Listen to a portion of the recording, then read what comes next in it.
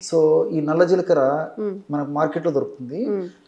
కాస్త వేయించేసేసి పౌడర్ చేసేసి ఒక 20 గ్రామ్స్ అప్రాక్సిమేట్‌గా తీసుకోవాలమ్మా. హ్మ్. సో అదేవిధంగా కర్పూరం.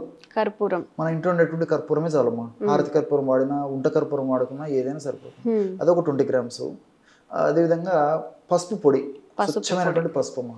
పసుపు కొమ్మలను దంచి చేసినటువంటి పొడి, కల్తీరైనటువంటి పొడి. హ్మ్. పసుపు పొడి ఇవన్నీ సమానంగా అమ్మా.